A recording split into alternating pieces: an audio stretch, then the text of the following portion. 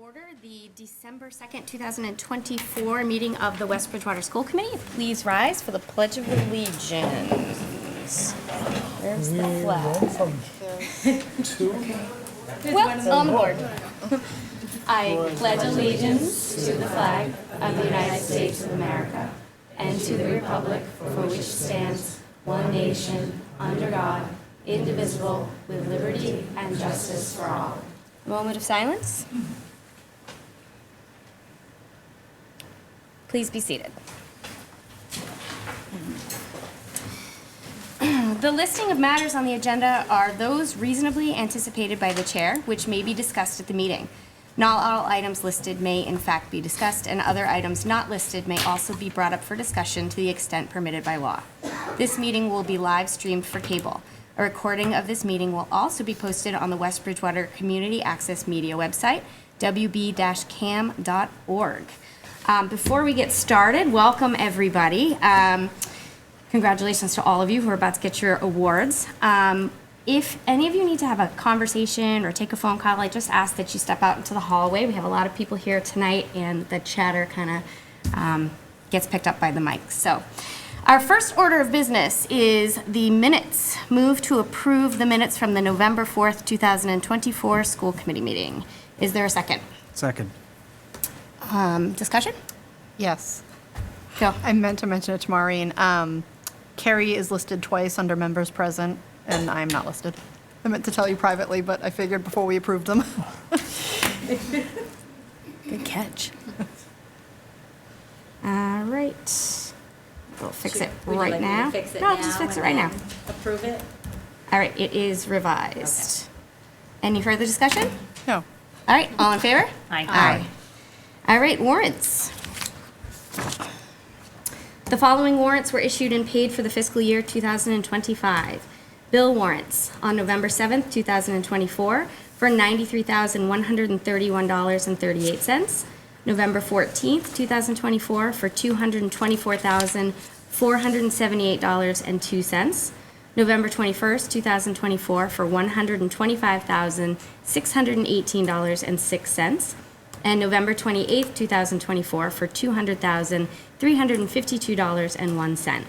The following two payroll warrants, November 8th, 2024 for $608,627.94, and November 22nd, 2024 for $610,907.12. As always, all warrants are public record and once signed are available in the Selectman's office for review. All right, our student representative, we have Mackenzie Craig here with us tonight. Welcome, Mackenzie. We will get to your student update shortly, but we're going to move on to recognitions. Mrs. Page? Thank you. I enlisted Ms. Giannis to help so you can get your certificate from her. After everyone has received their certificates, we're hoping we maybe get a picture over in front of the windows with the school committee, okay?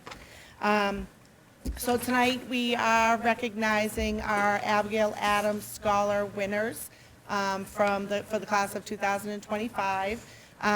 These students scored advanced in either the mathematics or the ELA, MCAS, and then they needed to be proficient or advanced in the other two, the biology and math or English. Their combined scores needed to be in the top 25% of their school district. So, congratulations, good job. You certainly earned this recognition. When you hear your name, if you could just please come on up and Mrs. Giannis can give you a certificate or wherever you want to go. I don't know, maybe up in the center? Thank you. Alexis Morello. Ross Arsenal. I don't believe I see Ross. Amelia Chu. I will tell you some of the students had commitments. Some of them do work, and today was their first day for winter sports, so there were some tryouts, so some were unable to be with us. Patrick Clark. I don't believe I saw. Ryan Corey. Samara David, I did see. Logan Doan. Lauren Holland, Isabella Hyde, Zachary Lefertz, Serena McDonald, Colin Mayer, Joshua McDonough, Kate Morrill, Audrey Peterson, I did see, Grace Poland, Rachel Shafford, Darrell Soto, Lynette Toledano, Lizbeth Toledano, Jake Turner, I did see,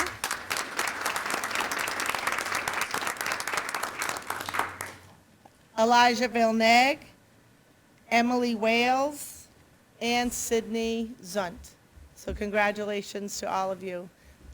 Do you want to do a group picture of just Abigail Adams? Okay. Yep. Let's do that. And we'll actually just stay here since it's a small crew. All right.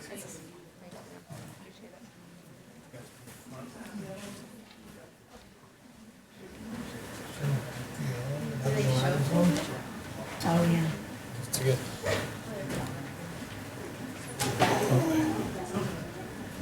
Sorry, I'm listening.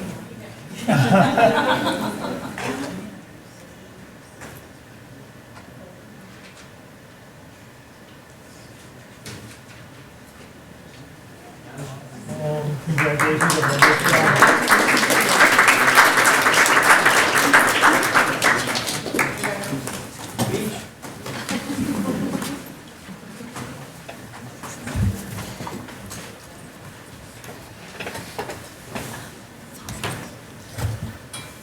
Okay, Mrs. Jufrey for the Peace Poster Award recipients. So I'm going to bring up to the podium Miss Anna Mills, who is the club advisor for Little Leos, and she's going to talk a little bit more about the Peace Poster Project, and then we'll call up our winners.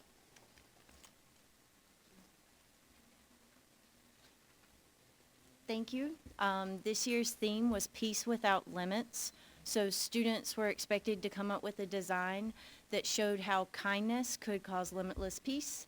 So all of their designs show the theme where you have random acts of kindness, and they turned out really well this year. We were very lucky, and we have some talented kids. Do you want to read their names bottom up? Yes, so we'll start with Aliana Perry, who received honorable mention. She was the poster that's in the middle. Unfortunately, she wasn't there when I took pictures. All right, Janelle Wararu was third place.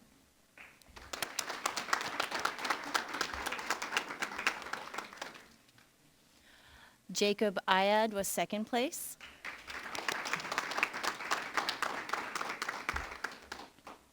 And Shannon O'Neill received first place.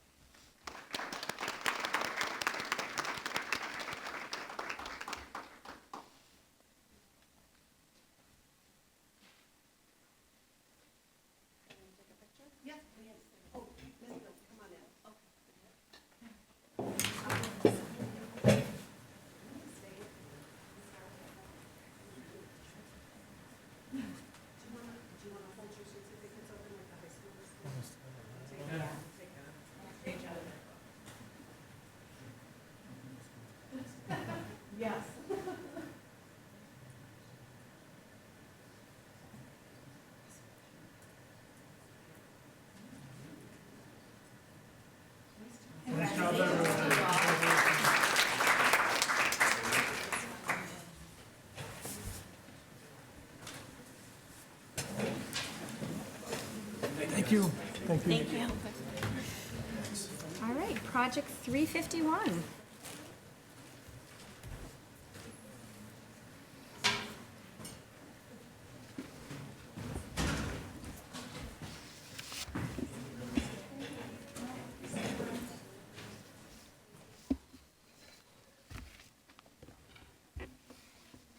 Just wait for them to go.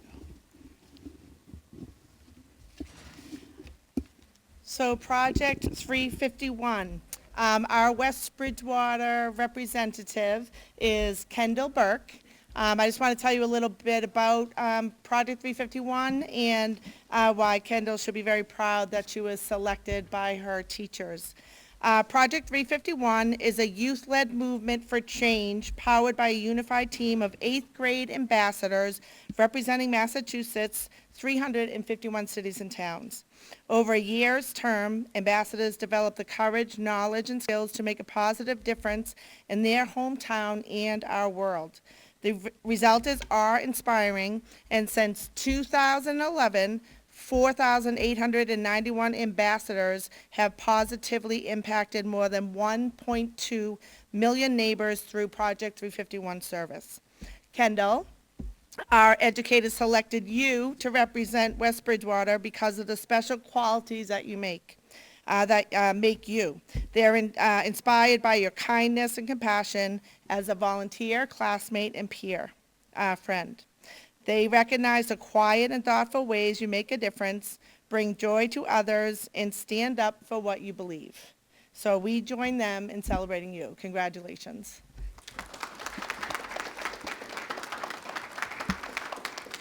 Oh, come on up and get your certificate. You get two, actually. So you get a certificate from the school committee and then the project. Whatever you favorite. Can we get the certificate? Yes.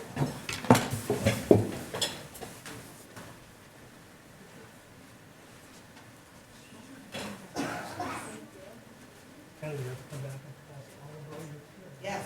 I want to hear about it.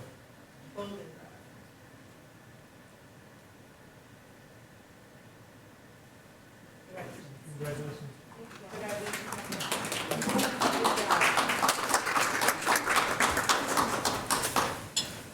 And last but not least, the Hugh O'Brien Youth Leadership Award. Yes, so another fine young lady that we are proud to call a Wildcat. The Hugh O'Brien Youth Leadership. Our West Bridgewater representative is Sarah Diedrichsen. Sarah was chosen by the West Bridgewater staff as she embodies all qualities of the Hugh O'Brien Youth Leadership mission, which is to inspire and develop our global community of youth and volunteers to a life dedicated to leadership, service, and innovation. And if any of you know Sarah, she's give her one thing and she's gone. At Hobie, they believe all students have the potential to lead. Their seminars bring students together across different backgrounds, cultures, and communities. They help students discover a newfound sense of awareness, confidence, connection, and purpose. Hobie seminars are proven to cultivate personal growth and inspire action. Students leave Hobie with the knowledge and passion needed to make a positive impact on the world around them. Being a part of the Hobie community unlocks a world of opportunities and connections beyond their seminars. So Sarah will be off for a 4-day seminar, I believe in June, Sarah? Yeah. So congratulations. Come get your certificate.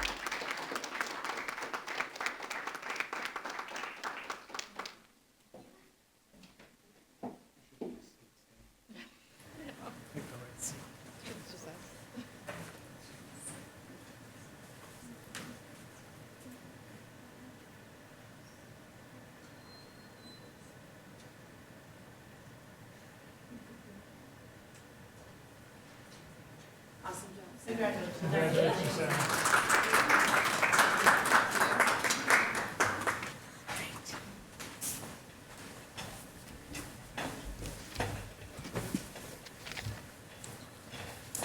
Okay. Now on to public comment. Members of the audience wishing to address the committee may do so at this time. Audience members shall limit comments to 3 minutes and are reminded that public comment is not a discussion, debate, or dialogue between individuals and the school committee. Personnel issues or issues that would violate student or employee confidentiality cannot be addressed during the public comment. All right, seeing none, we are going to move on to the student representative update. Mackenzie.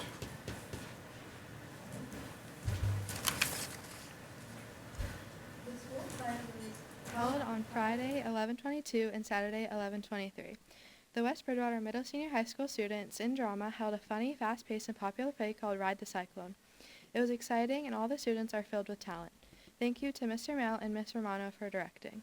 The Powder Puff game was held on Wednesday 11/20 with the seniors coming out victorious. There were many fun games like when the staff beat the seniors and the tough fight between the sophomores and juniors. The Thanksgiving Eve football game was against East Bridgewater was hosted last Wednesday with a hard loss for the Wildcats. In early November, fall sports at the middle senior high school ended, and winter sports tryouts are being held this week. The gardening club has continued their efforts in making the garden in the courtyard. We would like to congratulate all the new members who were inducted to the National Junior Honor Society. The 2025 school trip will be to Costa Rica. Students are very excited to explore and learn about this beautiful country. In the month of October, a group of 5 students from middle senior high school met with Miss Mayakovsky and Miss Lazardi. In this meeting, we had discussed some of the things happening in our school. Today, we are only discussing the middle senior high school, but in the future, the group of 5 students will be working closely alongside students from the Howard School and the Roselle to discuss their opinions on what is happening in their schools. Our next meeting is Monday, 12/9. Thank you, Mackenzie. All right, superintendent's update. Mr. Rodwell. Okay, so first, excuse me, just a little update on the MCAS, not on results, but more on the ballot question and where we stand with question 2 passing in early November. So ended the ballot question, ending the requirement for the MCAS grade 10 as a graduation requirement. Mrs. Page and I have been talking about this, waiting for really more extensive guidance, so it's still forthcoming. The ballot question did not stipulate any replacement for the MCAS as a statewide graduation requirement. So right now, we lack a course of study to earn that for high school diploma. So nothing set right now. They are talking about possibly using the Mass Core requirements, which we currently exceed anyhow. So if that were the case, that would be okay with us. DESIA stated that December 5th would be the earliest they would make any decision through the Board of Education, but they highly recommended students who were scheduled to take the retest in early November and mid-November to retake it, and our students did, still waiting for the final information. And as of now, the competency determination for graduation will be based on satisfactory completion of coursework that's been certified by a district, so it really goes down to our graduation requirements. Again, once we have more information, we will share it, and I know our students are very interested, and our parents. I still think it's a great accomplishment for our students with the John and Abigail Adams Scholarship to get that award. They've worked hard, and they deserve that recognition, and also the financial benefits that go along with it. Quick update on the MSBA and the elementary school building project. We do have a new website. It's linked from our district page, also the town page. And we've been spending a lot of time creating the educational program, which later in the meeting you will vote on, has been shared with you. This 90-page document really talks about how we're what our vision is for utilizing the spaces within any new building. We wrote the program for a pre-K to 6 building, but if it's voted on by the school building committee to go pre-K to 4, it would also be relevant to that as well. So what went into writing the ed program? Early in September, we took school tours with about 10 of us, educators, administrators from the district toward 3 different elementary schools. We had educational planning sessions, so we sat and talked about what is our vision for the future for our students, not just the next few years, but up to the next 40 to 50 to 60 years in a building. We want to build it for the students' future, not what we're currently doing. We had 5 different sessions with our architects and OPMs and different members of our administrative team. The MSBA gives you a template for spaces and square footage, but then you've got to see what really fits in the program that we want. How do we want to take maybe some classroom space and put it into extended learning spaces within the hallways? How do we want to take a media center space and also maybe put some books in, more common spaces, so we're spreading that out. So we took a lot of time with that. We used our director of maintenance. We had meetings with our director of food services as well. So we're making sure all the places are well represented.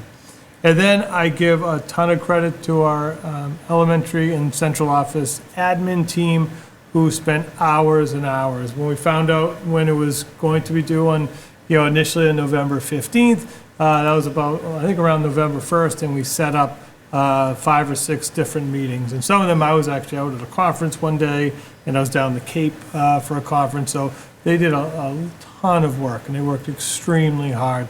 Going through a template, but filling in all the important information. We shared it with our educational planner. We shared it with the architects, with the OPM.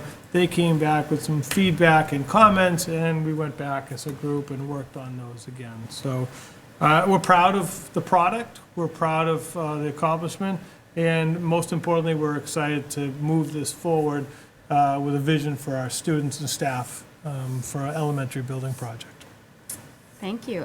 Yeah, I do want to say it is a very put together, well formatted, full of a lot of information. So thank you for everybody who put the time into it. And it was really exciting to read about the vision and what some of the spaces are actually, what we would like those spaces to look like. So that's very, very exciting. And the whole process was just so rewarding, going from seeing different schools, talking to people, visiting with members of the community, educators at all grade levels, and other people to say, what do we really want? And hopefully that forms into that plan.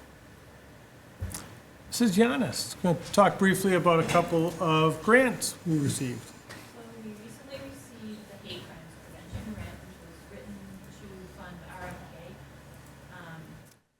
RFK. A lot of things with DESE, it takes forever for anything to be approved. I wrote the grant, I think, in August, and we just received approval 2 weeks ago.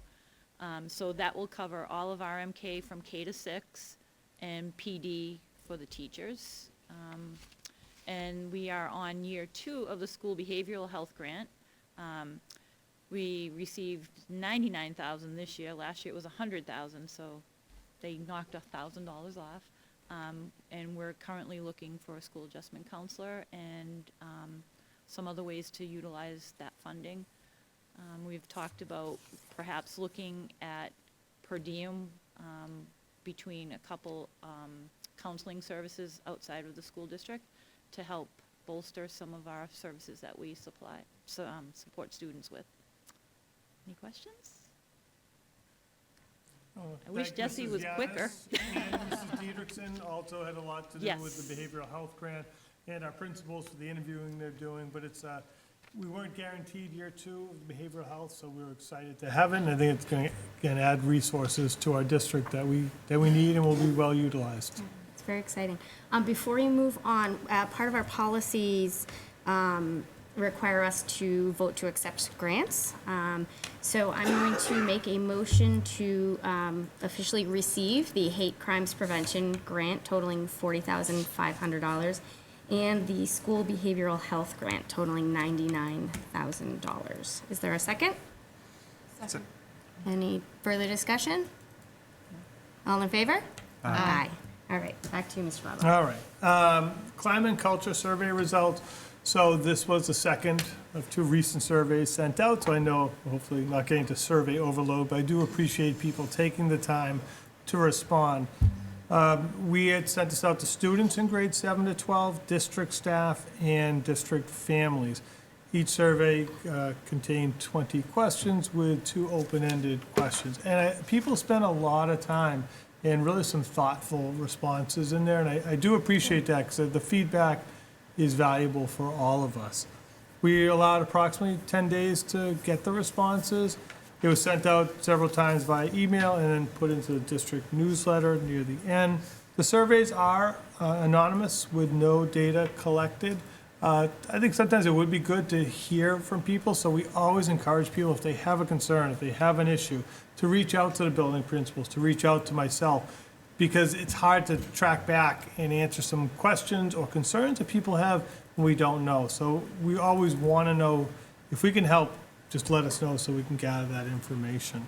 There were school-level questions as well as district-level questions on the staff and the parent-only ones. The student ones didn't have any district level because it was only grades 7 to 12. And the survey was designed to help us understand the views and experiences with climate and culture in our schools and in our district.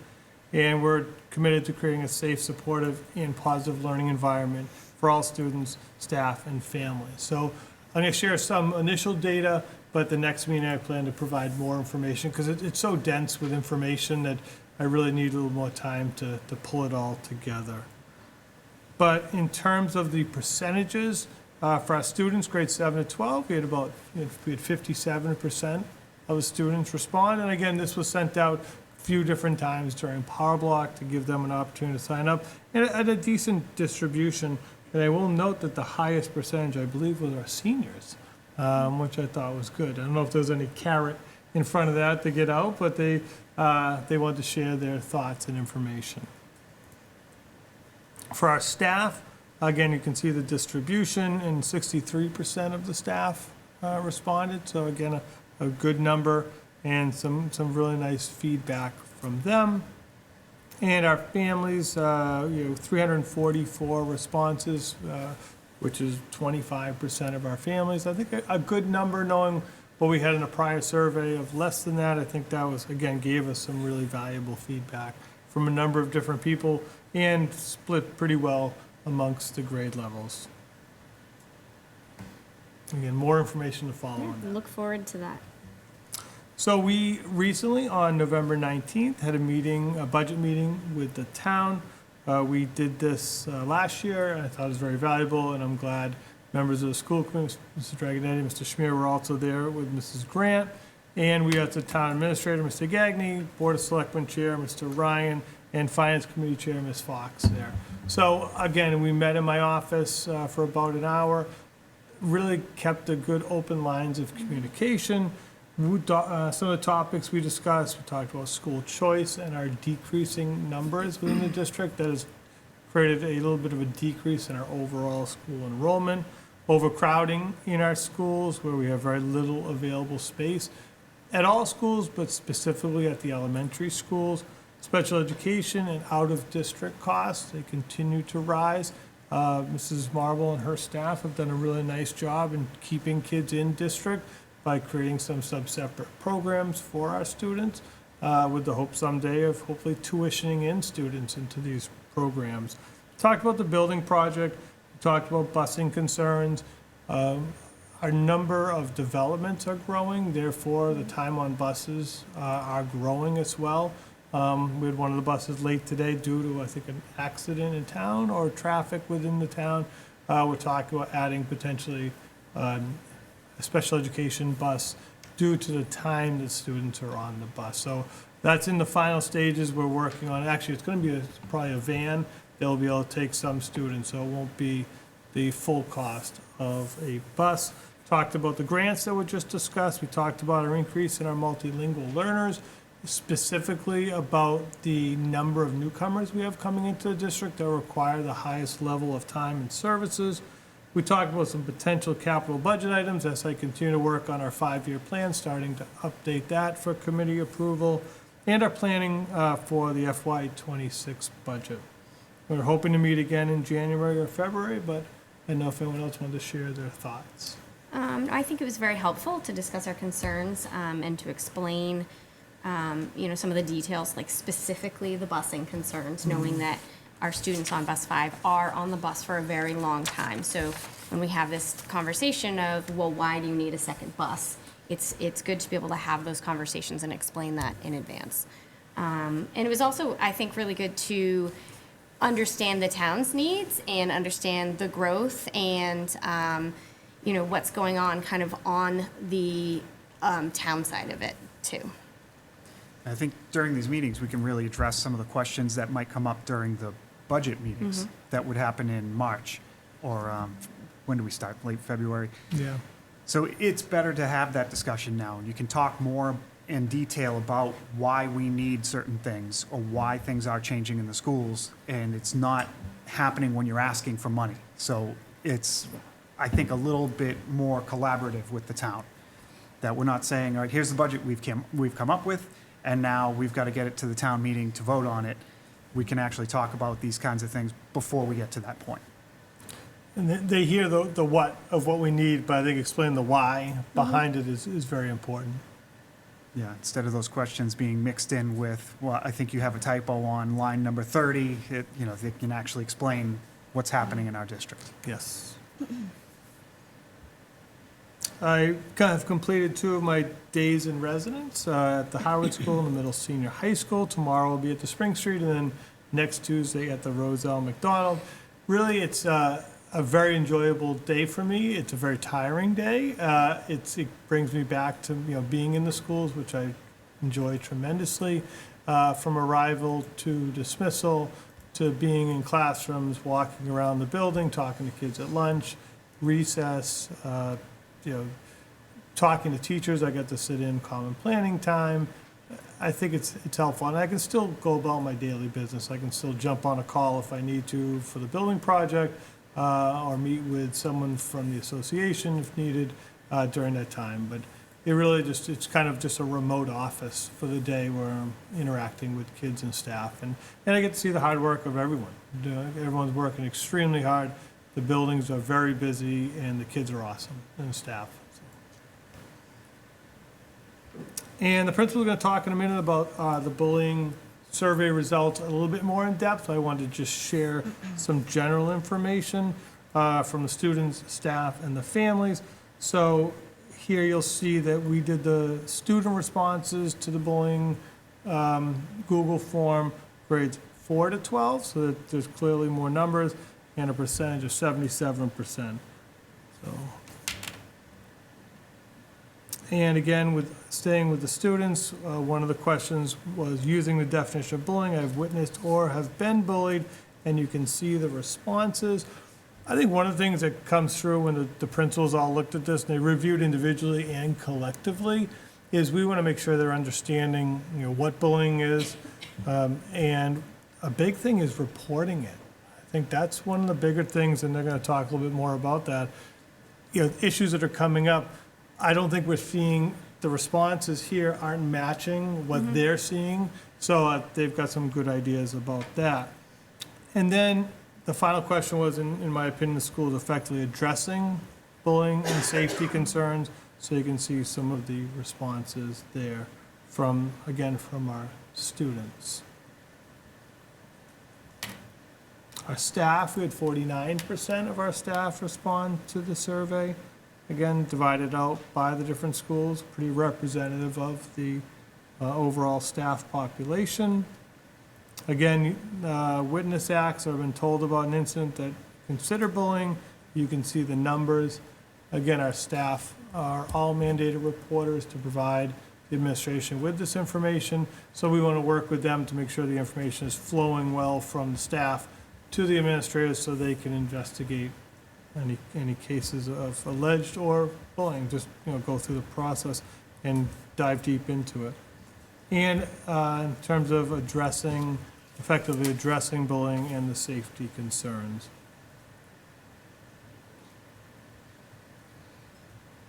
And finally, the results from our families. We had 8% of the families respond, or at least of the parents of the students.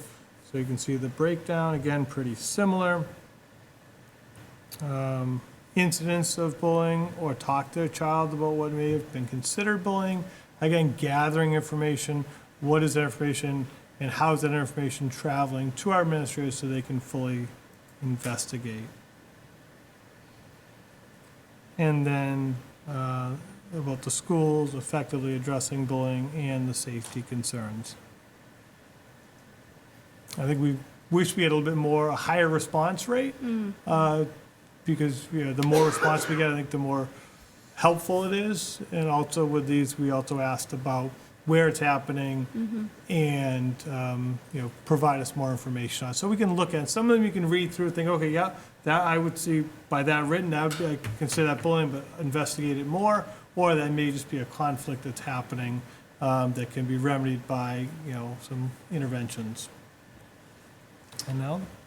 I do have a couple questions, but I'm Sure. going to wait because I think you might answer them Oh, okay. when the principals All right. give more info. So I'm going to start us off with some of the analytical work that we did. And, the yes, no, maybe so pie charts are interesting, but diving into comments is where you get a lot of the anecdotal meaty stuff. And there were 3 big takeaways when we were looking at the comments. The first was, and these are actually in no particular order, one of the takeaways was that students and families would write examples in the comments. You know, this happened, or I talked to my child about that. And they're including it in the bullying survey, but it doesn't meet the criteria for bullying. And then there were some students and families who would write about incidences that did meet the criteria for bullying, but they were brand new to us. We're like, no one reported that to me. I didn't investigate that. So the takeaway from those, number one, we need to do a better job educating the school community, students, staff, and parents, what is bullying? What meets the criteria for bullying? And what is social conflict? Because there is a certain level of expected social conflict that peers are going to encounter, and they need some coaching to get through it, and they learn and grow and move on. It's not everything is being hit with that big capital B bullying label. But then there are some things that you read about and you're like, ooh, wish I knew about that. And so when we look at that, we think, well, we need to make it easier for people to report. We need to make it easier for students and families, and we need to make sure that the teachers absolutely know what needs to be reported to administration. And then last, but certainly not least, were references to social media for unkind and hurtful behavior. We saw most of that at the middle school, high school level, but definitely some in the elementary as well. And so we're starting to investigate some of the educational opportunities that we can provide to students around social media responsibilities, maybe some guest speakers, that type of thing. I have the next slide too, mostly because, you don't really need me to walk you through this. Unstructured time is when bullying is most likely to happen. We're not, that's not news to anybody. But these were the places when we asked students where they're seeing things happening, this is where we get. So buses, recess, cafeteria. At the Howard School, surround care is lumped in there. I think that might be because they go to Friendship Park, and Friendship Park tends, you have kids who are associated with surround care and kids who aren't, and they're all sort of mingling. And then at the middle school, high school, you have bathrooms and passing time as well, and more of the social media. So it's important for us to know where it's happening so we know how to provide our students with the education that they need.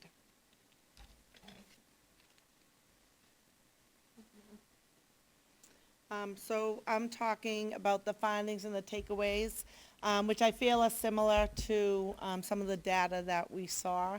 And a big takeaway when we all were talking, going through a lot of the comments, was how some of the things we didn't know. And that, I say all the time that knowledge is power, and, in order for us to be able to move forward, we need to have that information. And the fact that there's conflict sometimes rather than bullying, like Mary said, educating our kids on the difference between the two, and not being afraid to come and let somebody know. We want to make it better if there's something going on. The other one was, the low parental response in the survey, which is kind of a bummer. So it could be either good that they don't feel it necessary to let us know, which is a great thing, but we're not naive to the fact that we're a 7 through 12 high school. 7th and 8th grade are yucky years sometimes, where kids are still learning social behaviors, and that's where a lot of this bullying type of behavior can come about. And so, for parental input is important. So, what I would say is please reach out. If you're hearing this, or just because the survey's over doesn't mean that you can't still reach out and contact us. Social media, it's a love-hate relationship. It can be really, really good, and it can be really, really a place and a platform for a lot of hate and mean and things like that. So, with Bridgewater State and the MARC, Keith is going to talk about that. But they have some programs free to us because we're so close to come over and really, I think, the more we can educate our kids on what bullying is and, you know, the results of what it can do to others, I think is great. And having these close relationships with colleges is really helpful. And the buses and the need for, you know, we talk about the bus at the beginning of the year, and, you know, maybe as things happen throughout, but maybe more education on and attention to behavior on the bus. And, you know, just more repetition throughout the year, reminding students about behaviors on the bus, and that it is, you know, an extension of the school day, and that things that are done on the bus in inappropriate ways or to be mean or hurtful to others is another area that did come up through the comments. So those are things that we, you know, it was in the comments, it kind of repeated itself in a few places, which is enough to say we need to do better, so. So we want to empower them to make sure they're letting us know when there's an issue or concern, because that's a big job. It's a daunting job to be driving around all these kids. And if they hear something, to just let us know so we can investigate it. That shouldn't be totally on their plate. Their job is to let us know, even if it's just social conflict. And it has been addressed, I think, very well by our administrators. Okay, so I'm going to talk about what information we got from the surveys and what our proposed next steps are. Like Christine said, we have partnered with MARC, which is Massachusetts Aggression Reduction Center, through Bridgewater State, and actually tomorrow is the training. We're sending our school adjustment counselors, our school psychologists, and our school social workers to a sort of train the trainer. So it's a day-long workshop where they'll learn all the important parts to bring back to our teachers, and then they'll present to the teachers to make sure they are empowered to report what needs to get reported to us, since that was something that we're not finding out the information that we need to. Like Christine said, Mark's been great. They gave us free assemblies and the grade level specific. So January is Roselle, Howard is in February, and middle senior high school will be January, February. What's great about this is when we booked the assemblies, they sent also a parent letter, so parents will get a letter home explaining what was discussed and some talking points for parents as well. We discussed creating an easier access to the student safety text tip line at the middle senior high school. I think they already added it to their morning news, so it's already up on the screen, so that students know that they can, you know, share when they need to. We also started looking at how we can make access for families easier. Like, we tell them where the bullying report is online, where it is in the handbook, but we also are talking about maybe adding it to the monthly newsletter. It could just be a button they click and it brings them right to the report. We've already incorporated Raising Multicultural Kids programming to talk about the importance of acceptance in grades K to 6.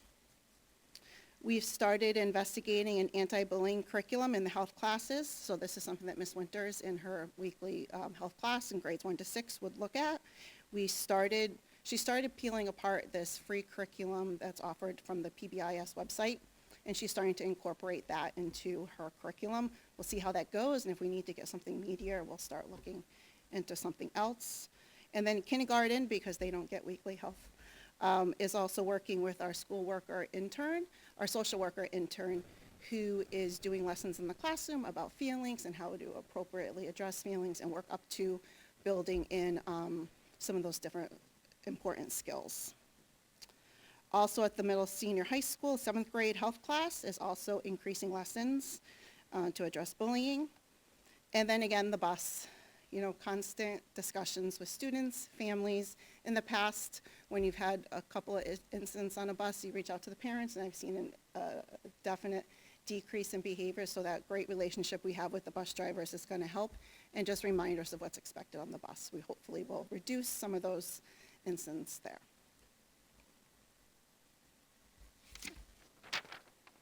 All right, so I have a couple of questions. So I know, Mr. Bradwell, you referenced a few slides ago that the report may not be accurate, which I 100% agree, because students and families don't understand what bullying is. And so they're over-reporting because they're identifying social conflict or, you know, what's just like a one-off of mean behavior as bullying, which we know is not. But do we think that the students, because I know specifically at the Howard, oh shoot, I can't see her, but she's on the other side of the building. I know specifically at the Howard, the teachers kind of did a walkthrough with the students. So what is the general gauge on whether or not the students understood what they were answering? Yeah, well, Howard specifically, but I know if you have a general idea too, I know they did it during Power Block. I think it's one thing to answer a survey, and it's another thing to remember that in the moment. And, you know, I think about fourth grade in particular, and they kind of travel in packs, and they show up in the office, all hot and bothered about something, and they all want to talk, and I'll say, I will talk to you one at a time. Who was directly involved? And they start looking around to them. Well, I was here with that. Like, no, they're hearing things and they're getting worked up and they're excited and someone's being bullied and maybe, but probably Right. not. But when they're in the classroom with the teacher, giving them specific guidance and examples and helping them understand the questions, I think they are probably able to understand the question, the extent to which they're able to understand the question and apply it to things they've And then seen in the reflect. last 2 months. Right, right. That's a heavy lift for a Yeah, 9-year-old. it is. Yeah. So, I think, I sort of think of it as fourth grade, we're just building, it's the building blocks. We're building the vocabulary, we're helping them recognize their own feelings and emotions. They're very much thinking about themselves. And as they get older, by the time they get to 6th grade, they should be able to identify, they should be able to define bullying in the like, you know, it's targeted repeated behavior. They should be able to pick it out when it happens and know what an appropriate response should be. And that's a continuum. I don't think they come in 4th grade like solid. I'd love to see this data broken out by grade level, because I think that's a great point, that 4th grade, they're just learning, whereas a 12th grader should have a pretty good understanding of what bullying is. So I'd love to see what the actual numbers are for kids who are just learning versus kids who have a better understanding of what they're looking at. Yeah, and because we did it by they could select the grades, we can pull data out. So I know the data is anonymized mostly, but there are specific instances called out that you may be aware of, or they may give you enough information that you can really look into it. Is there any sense of whether or not the incidents are fewer in inclusion classrooms, or kids that aren't exposed to inclusion may become more likely to bully or to be involved in social conflict? In my own experience with my children, I've seen that some of the kids that are in inclusion classrooms are fantastic looking out for my kid and making them a part of whatever's going on socially and welcoming them.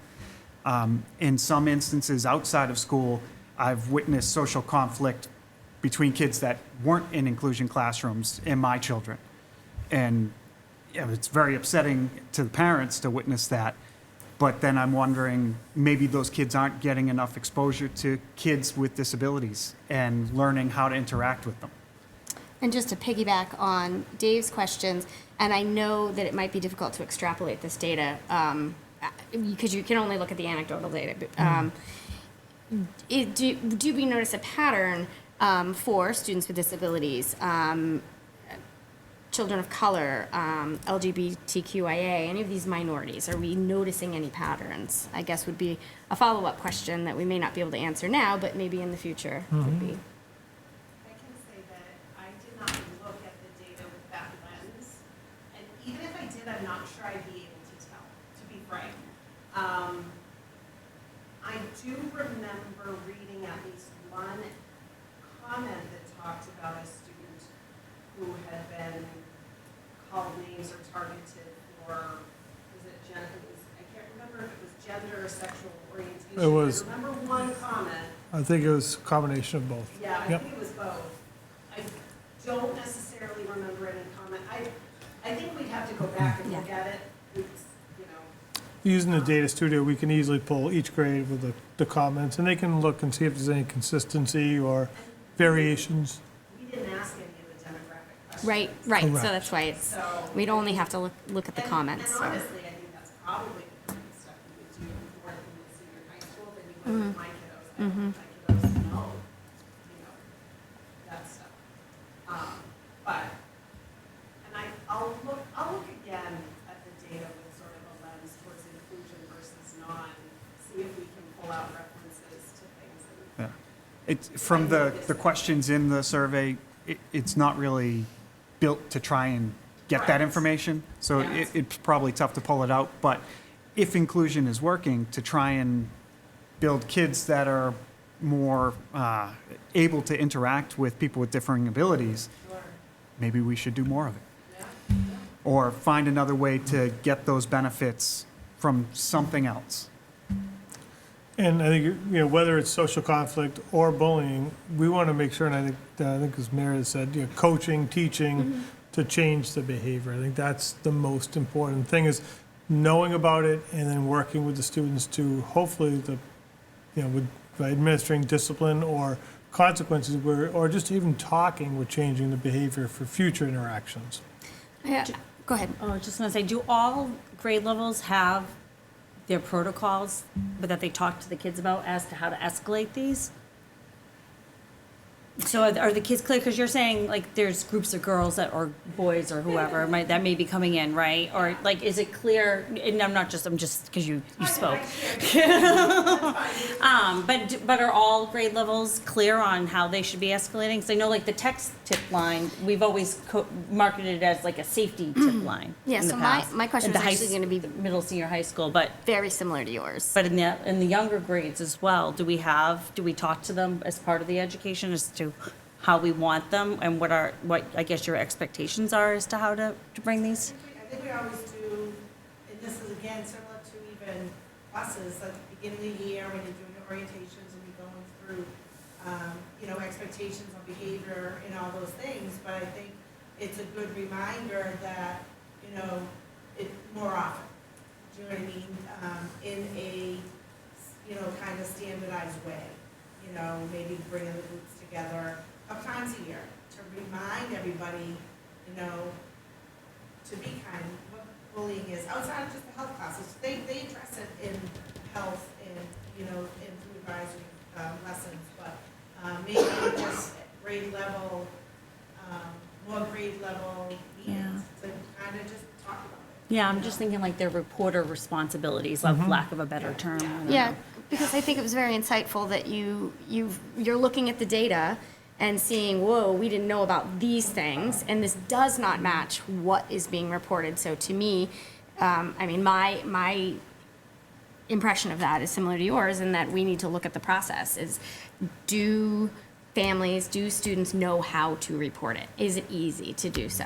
So here's an example, Robin, is that in one of the comments was a parent who had said, they described something that happened from an outside sports team that was carrying over to the classroom. And the comment, the last statement was, I plan to bring this up at like the parent-teacher conference, which is great, but that really should have come to me much earlier. Right, And I don't think it was discussed at the parent-teacher conference, because it's not. right. So that's why I think like you're right, like are they really understanding that if it's something that's warranting them to call it bullying in the survey? Then you need to know right away. Have a right. conversation, then we can tease it Yeah. out together. Yeah. So currently, I know you talked about adding a button to the newsletters. Can we add something to the district website as well? So that, parents and students can report it immediately? Because, like you said, if you're waiting to parent-teacher conference, that was a month ago. And you all need to know about it right away to investigate it right We away. have the hotline on the middle senior high school website. Well, we could create a Google form that people just fill out and submit it, and it goes to the, all, The tip hotline's kind of nice because we get the email right away. this would, we have to set it up so you get an email, because otherwise it would go to a Google The hotline, form. does that require a phone number though? Yeah, Yeah, so not all students have phone numbers, so I think, correct. I'm just Yeah. trying to find a way that they wouldn't have to go check this, but I think there could be a way it could be sent automatically. Are you talking about Google Forms being sent Yeah. automatically? Oh, yeah, you can easily turn that Yeah. on, where you'll get an email response every time it's Yeah. filled out. I guess my other question is, so how big is the disparity? So we have this number of students and families who are reporting. How many incidents of bullying are we investigating a year? Give me a general idea. And how many are we reporting to the state that are actually bullying? I can speak in my building. I've done maybe 3 or 4 investigations so far this year, and I have substantiated 2. Okay. I did 3 last year. None were substantiated, but on this year, it was substantiated. I would say a handful. Reported to the state probably last year, 5, maybe. Because once you dig into it and you go through the investigation piece and talking with students, a lot of times, through mediation and so forth, it's not, you know what I mean? I think that's such a quick term for people to use, right? It's just, that's what they say, right away.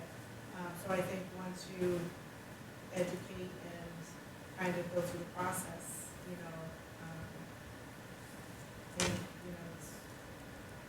they find that, okay, conflict. And like I think Mark said, the biggest thing too for us is, and why we want to know, is so that we can work to educate kids and to mediate kids. And we use mediation a lot up here. And I know the big fear in reporting is, the afraid it'll get worse. Well, guess what? It might get worse first. But if it's not getting better, then, that's our job to continue to follow up and hopefully makes that change. I'm going to piggyback on that and say the parents that I have talked to, the parents have the fear that it's going to be worse when they report it. It's not just the kids. The parents are, you're not going to mention my child, you're not going to, they are so afraid that it's going to be worse. Well, And I have my own methods for managing that. I always protect my sources, but that fear is very real. But we can't help, we can't make it better if we don't know. and without intervention, it's not going to get better. And it hasn't gotten better, and unfortunately, people wait to report because they think it will get better. And it usually doesn't, so I think that's why as soon as we can intervene, the sooner the better, and I think it's going to be more helpful. Right, and to your point that it's often social conflict, but all we have to add is that repeated and the creation of a power imbalance, and then we have bullying, and so, yeah, we want to address social conflict at the same time. so. Absolutely. And social media is a huge reason. Oh, yeah. We also need to support at home, too. For a lot of these kids, they may not have the education at home to also help to change behavior. All right. All right. Thank you all. Thank you. Appreciate it. Thank All right. Ms. Hamill. Hello, everyone. So thanks for having me in.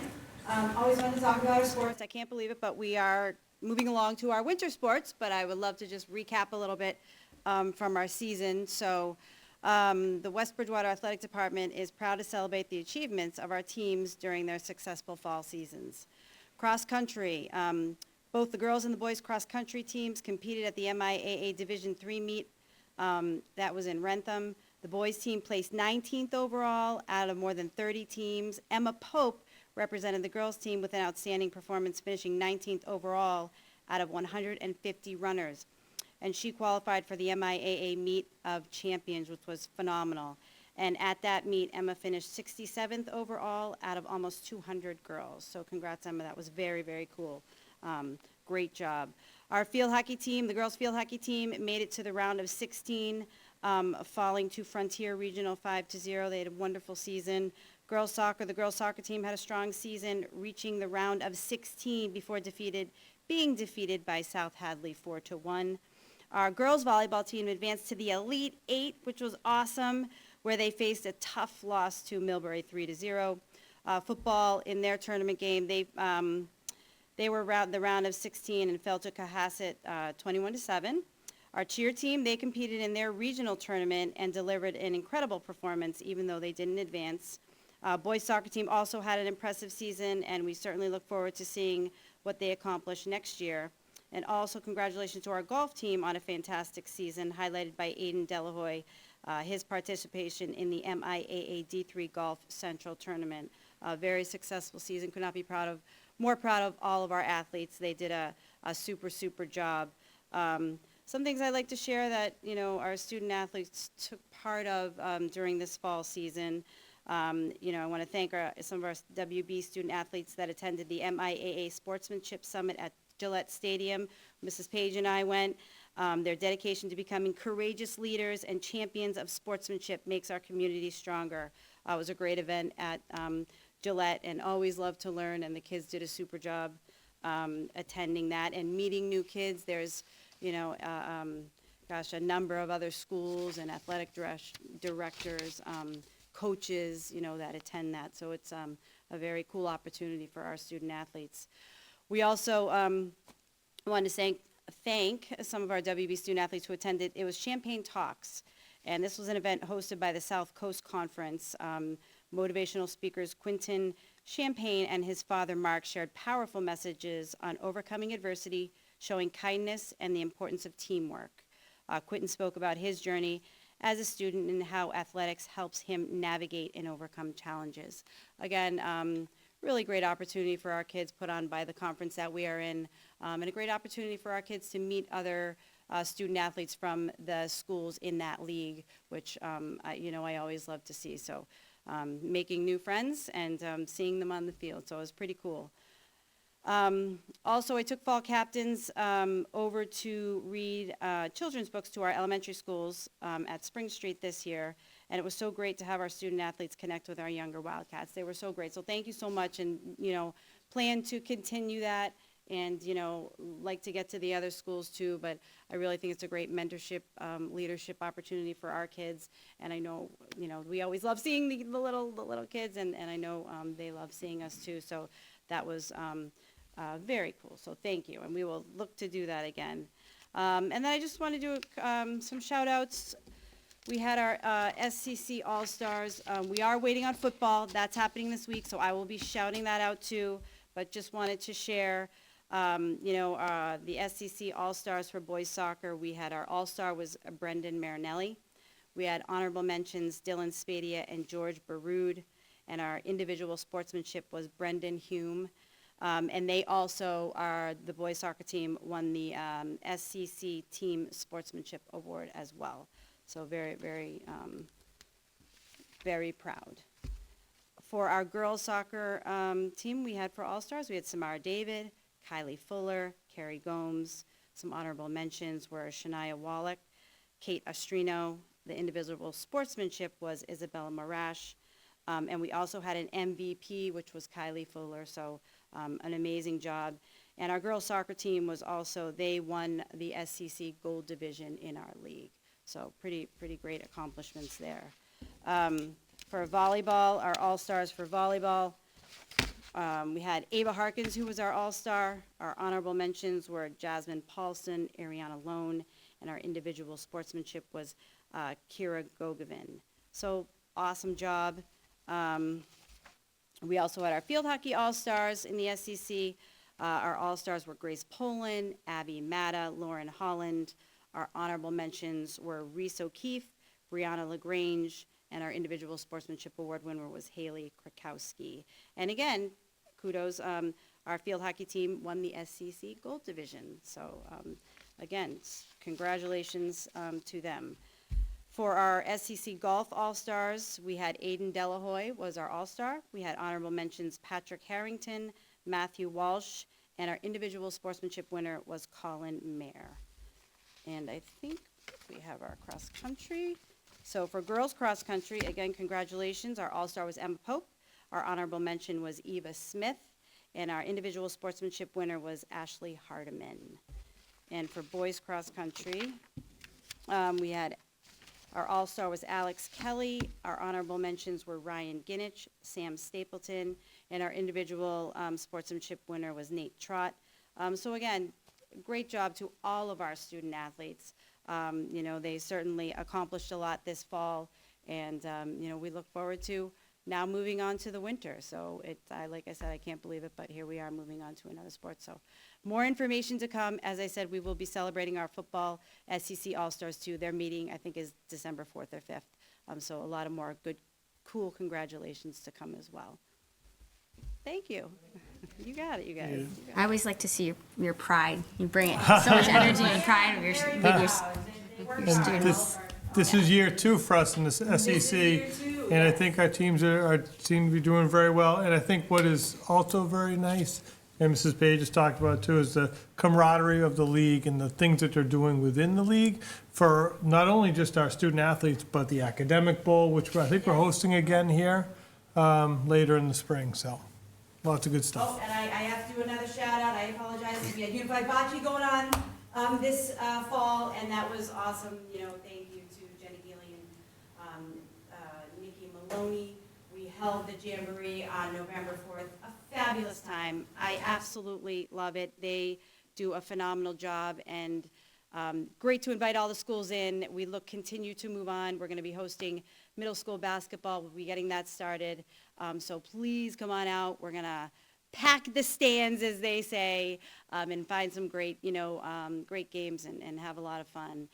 So, yeah, thank you. Yeah, they did an awesome job. It was a great season. Look forward to middle school basketball. Yes, of course. Thank you, guys. All right, moving on to unfinished business. We have about a dozen policies open from our last meeting. So, move to adopt the following policies as written. KA, School Community Relations Goals. KBA, School Parent Guardian Relations Goals. KBBA, Non-Custodial Parents' Rights. KBE, Relations with Parent Booster Organizations. KDD, News Media Relations, News Releases. KE, Public Complaints. KLG, Relations with Police Authorities. KLJ, Relations with Planning Authorities. And KLK, Relations with Local Governmental Authorities. Is there a second? Second. Discussion. Yes, short and sweet. There were no changes. I think there was like one policy that had one small change. So everything was as is. Yeah. Any other questions? All right, all in favor? Aye. All right, move to rescind the following 3 policies as written. CBA, Qualifications and Selection Process of the Superintendent. CBB, Selection of Administration. And CBC, Roles and Responsibilities of the Superintendent. Is there a second? Second. Discussion? These 3 policies are no longer on the MASC policy index, so they are not policies. I tried to look. I couldn't even find record of them on MASC, but I'm sure they were there because they were coded. So they're non-existent anymore. Yeah, and a lot of this is covered under the superintendent contract. Yeah, everything's Mass General incorporated Law, for so. other places. Yeah. And unfortunately, these 3C policies we had on our index, not theirs, not on theirs, so that's why they're kind of late to the game, which is why they're, I think the content was already captured within other policies that we've reviewed. Any other discussion or questions? All right, all in favor? Aye. Aye. And I just want to give a shout out, 89.2% completion. We'll give a full report. Yeah, 10% left. Almost there, just the ayes now. Almost done. Okay, new business. Move to open the following policies for review at the January meeting. IB, Academic Freedom. IC/ICA, School Year, School Calendar. ID, School Day. IE, Organization of Instruction. IGA, Curriculum Development. IGB, Support Services Programs. IGD, Curriculum Adoption. IHAI, Occupational Education. IHBD, Compensatory Education. And IHBEA, English Learner Education. Is there a second? Second. Discussion? These are just the grouping of the top part of the I's that we still had open. Any other questions? So what percentage would be complete if those ones are? I know, I can tell you in a minute. But we only have the I's left, right? Or do we have a couple of J's as well? No, we only have I's. We only have I's, so We all of only the other. have I's. Yeah, Yes. so, okay, all in favor? Aye. All right, the MSBA educational program. This is a voting issue. Do you want to speak briefly to it? You already talked about it, but. I think it's just looking for your approval, therefore it'll go to our next school building committee meeting with the blessing of the school committee that they've approved it moving forward. And it's part of the PDP plan that goes in, but I forget now what it is, preferred something program. I had it, but, so that'll be submitted, as it's a hundreds of page document that goes into the MSBA. Right. Does anyone have any other questions on this document? Anything else you want to add? No? Okay. Does anyone want to make a motion on this? I can, but I'm looking at Mr. Schmier. Yeah, I'm trying to think of the wording. So, I would move that we accept the educational program and submit it to the state. Is there a second? Second. All right, discussion?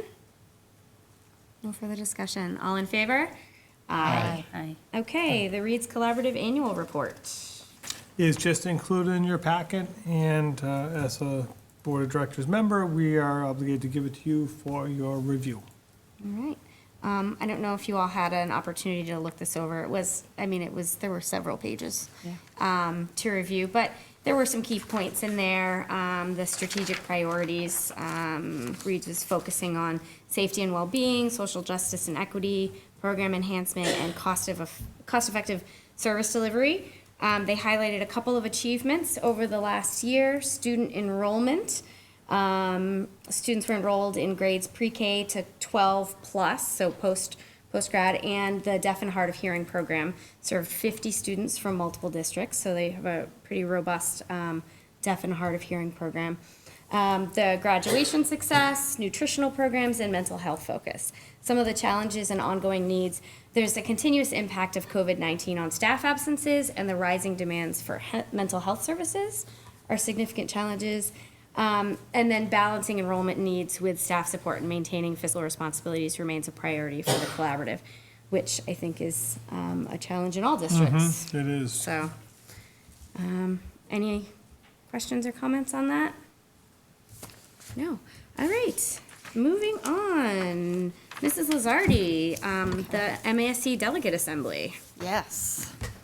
Okay, so I attended the Massachusetts Association of School Committees and Massachusetts Association of School Superintendents Joint Conference on Thursday, November 7th and Friday, November 8th on behalf of the West Bridgewater School Committee.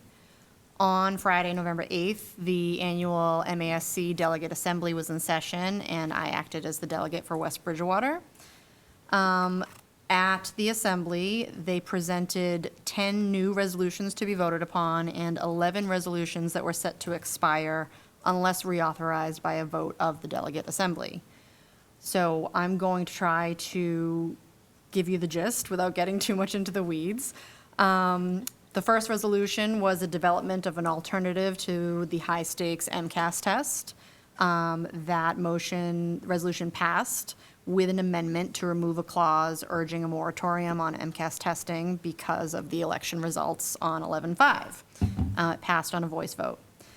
The second resolution was to increase the compulsory attendance age. So instead of being the current age of 16, it was, the resolution passed to amend the age to 18. Someone had proposed an amendment to change it to 17. That amendment failed, and it passed as presented on a voice vote.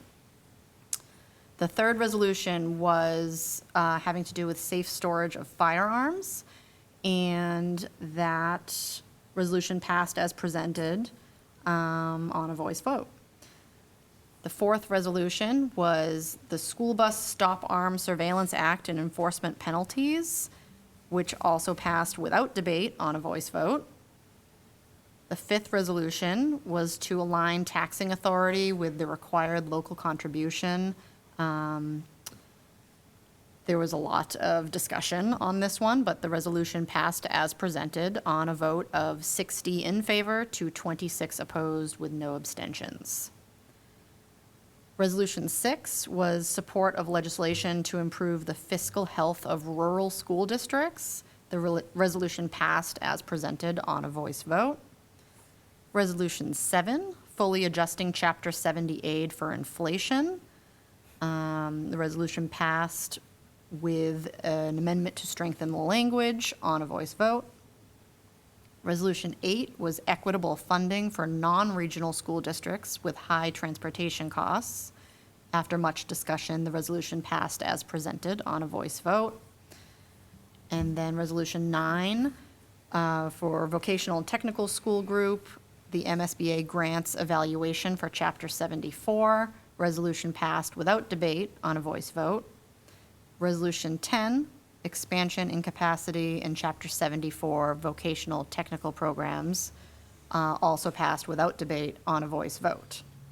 So, does anyone have any questions or would like to know more details about any of the resolutions? Sounds like it was relatively smooth this year. It was once we got a hold of how things were supposed to proceed. Took a little bit of a learning curve there for. And then there were 11 expiring resolutions. They had all been passed in prior years. They were set to expire and had to be reauthorized to continue. Just to give you quickly the titles, it was banning polystyrene from schools, educator diversity and professional licensure, full funding of transportation costs for students in foster care and state care, another one having to do with poverty in children, access to menstruation supplies, charter school reform, climate change, mandatory recess, school committee anti-racism, prohibiting the use of Native American mascots, and full funding for Individuals with Disabilities Education Act. And all 11 expiring resolutions were reauthorized, passed as a slate without debate on a voice vote. So, Great. Great. that's everything. All right, any other questions? All right, and our final bit of business, Mr. Schmier for the CPAC update. Yes, the mission of West Bridgewater Special Education Parent Advisory Council is to build inclusive schools and communities. We do this by supporting families of students with IEPs and 504s and including regular education parents by offering advice, advocacy, and opportunities for education and community building. During our November meeting, we had a presentation by Dr. Winnie Coco from DC for tiered focused monitoring. West Bridgewater is getting prepared to go through this audit, which will provide feedback to the district and help us stay up to date with all the rules and regulations. All families of children on an IEP should have received a survey sent on October 22nd. DC encourages your participation and feedback. Just a reminder that this Friday, December 6th, we will be holding our annual Rock Your Socks Day in West Bridgewater Schools in honor of the International Day of People with Disabilities. Students and staff are invited to support the WB CPAC with a donation and wear extra funky or mismatched socks to celebrate how being different rocks. In the words of Nicole Eretics, inclusive classrooms support the abilities and recognize the possibilities of all students. For more information about the WB CPAC upcoming events, you can find us on Facebook at Inclusion Matters MA or by visiting our website at www.inclusionmatters.com. Thank you, Dave. And if I may, just our admin team, specifically Kathy and Deb, have done a lot of work getting ready for the TFM, sending us stuff out and gathering information for the visit. So thank you to all of them. It's a lot of work.